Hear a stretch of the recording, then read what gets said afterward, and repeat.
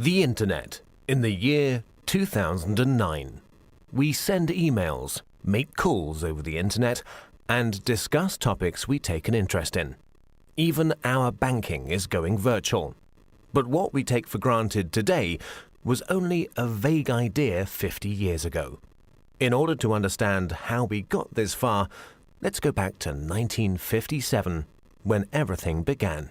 Before 1957, computers only worked on one task at a time. This is called batch processing.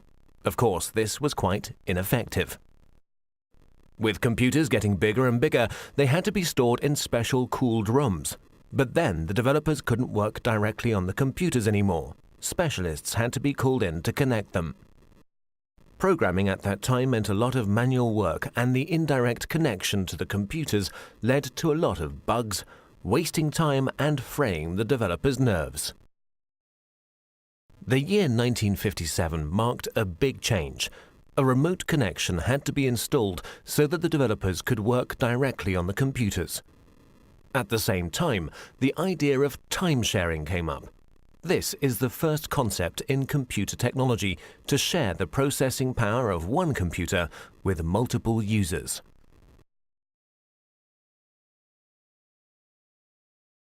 On October 4th in 1957, during the Cold War, the first unmanned satellite Sputnik 1 was sent into orbit by the Soviet Union.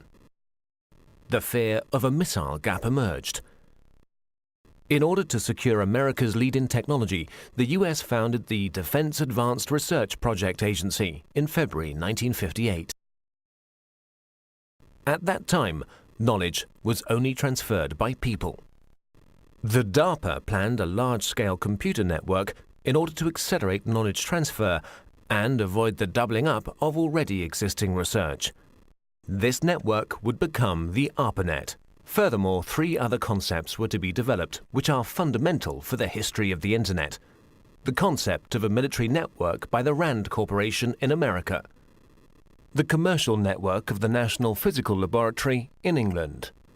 And the scientific network Cyclades in France.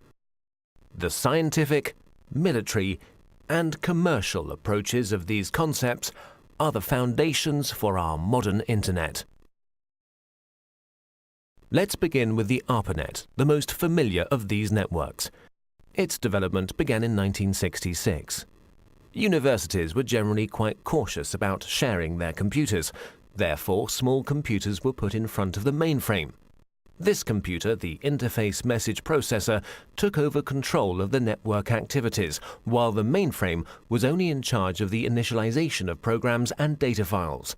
At the same time, the IMP also served as interface for the mainframe. Since only the IMPs were interconnected in a network, this was also called IMP subnet. For the first connections between the computers, the Network Working Group developed the Network Control Protocol. Later on, the NCP was replaced by the more efficient Transmission Control Protocol. The specific feature of the TCP is the verification of the file transfer. Let's take a short detour to England. Since the NPL network was designed on a commercial basis, a lot of users and file transfer were expected. In order to avoid congestion of the lines, the sent files were divided into smaller packets, which were put together again at the receiver. Packet switching was born.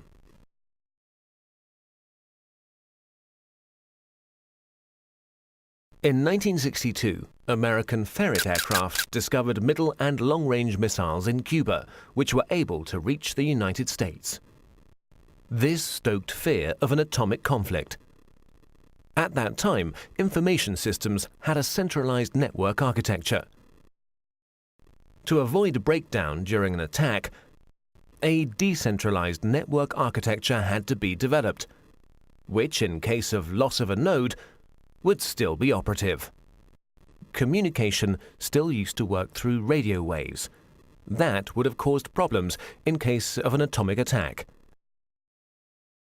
The ionosphere would be affected and the long-wave radio waves wouldn't work anymore. Therefore, they had to use direct waves, which, however, don't have a long range. A better solution was the model of a distributed network. Thus, long distances could be covered with a minimum of interference. Another milestone followed with the development of the French network Cyclades. Since Cyclades had a far smaller budget than ARPANET, and thus also fewer nodes, the focus was laid on the communication with other networks. In this way, the term Internet was born. Moreover, Cyclades' concept went further than ARPA's and the MPL's.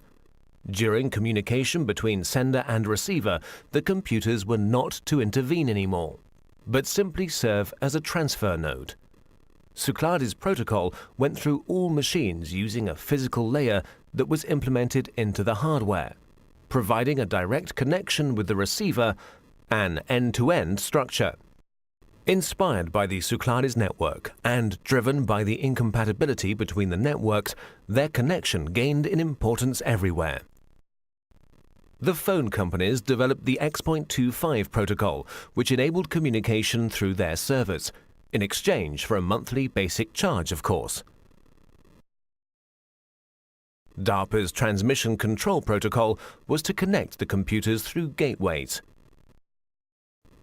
And the International Organization for Standardization designed the OSI reference model. The innovation of OSI was the attempt to standardize the network from its ends, and the channel's division into separate layers. Finally, the TCP assimilated the preferences of the OSI reference model and gave way to the TCP/IP protocol, a standard which guaranteed compatibility between networks, and finally merged them, creating the Internet. By February 28, 1990, the ARPANET hardware was removed, but the Internet was up and running.